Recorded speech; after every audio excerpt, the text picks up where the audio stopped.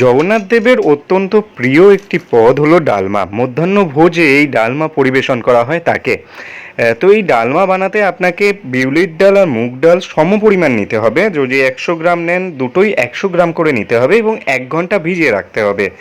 এছাড়াও এতে আপনারা গরম জলে আপনারা প্রথমে ঘিটা দিয়ে ফুটিয়ে নেবেন, তারপরে একে একে আপনারা সবজি দিয়ে দেবেন।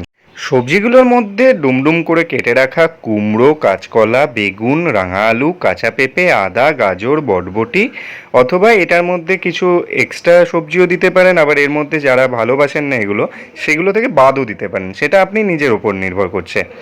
এবার আপনার যে মশলাগুলো যাবে সেটা হচ্ছে হলুদ গুঁড়ো যাবে, গোটা জিরে যাবে, ধনে যাবে, দারুচিনি যাবে, লবঙ্গ যাবে, শুকনো লঙ্কা, ঘি, নুন পরিমাণ মতো, তারপর গোলমরিচ, আপনি তারপর হিং, সর্ষে এগুলো তো দিয়ে দেবেন। এবার চিনিটাও অল্প দিতে পারেন, সেটা স্বাদ আপনার বাড়াবে। আর একটা জিনিস করবেন, এটা প্রথমে এগুলো দিয়ে একটু ভালো করে নাড়িয়ে চাড়িয়ে নেবেন যাতে ভালোভাবে মিশে যায়। ভালোভাবে মিশে যাওয়ার পর কিছুক্ষণ ওয়েট করার পর এতে আপনারা মেশাবেন নারকেলের গুঁড়ো। নারকেলের গুঁড়ো কিন্তু আগে দেবেন না, আর আদা বাটা আর তেজপাতাও দেবেন এর মধ্যে। এবার এই পদটা তৈরি করতে মিনিমাম আপনার 20 থেকে 25 মিনিট লাগবে। এটাতে কোনো তেলের ব্যবহার নেই, ঘি দিয়ে আপনাকে পুরোটা রান্না করতে হবে। আর এটা পুরোটাই সিদ্ধ হবে, সিদ্ধ হতে যতক্ষণ সময় লাগে আর মাঝে মধ্যে যাতে তলায় লেগে না যায় সেই জন্য একটু নাড়িয়ে দিতে হবে। তাহলেই তৈরি আপনাদের মহাপ্রসাদের একটা পদ ডালমা। এবার থেকে প্রত্যেক রথে জগন্নাথ দেবকে এটি উৎসর্গ করতে পারেন।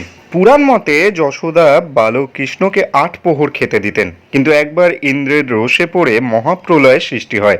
সেই সময় বিশ্ববাসীকে রক্ষা করতে নিজের কনিষ্ঠ আঙুলে গোবর্ধন পাহাড় তুলে নিয়েছিলেন স্বয়ং শ্রীকৃষ্ণ। 7 দিন ওইভাবেই দাঁড়িয়েছিলেন, খাবার জল কোনো কিছুই মুখে দেননি।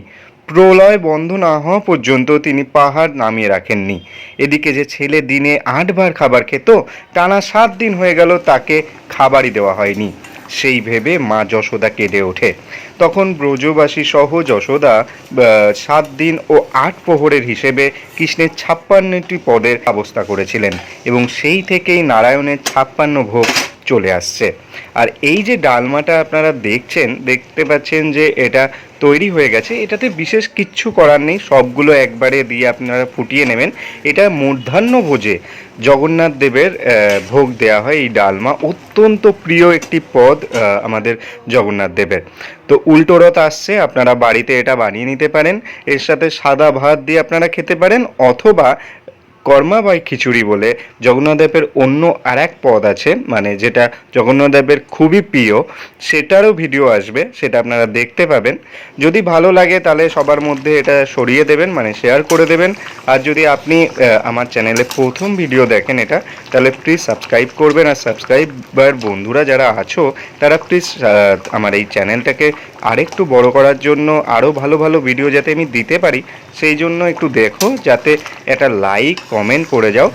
আর এই ডালমা পদ দেখতে দেখতে তোমরা সবাই জয় জগন্নাথ লেখো, তাতে জগন্নাথ দেবের প্রতি আমাদের শ্রদ্ধা নিবেদন হবে।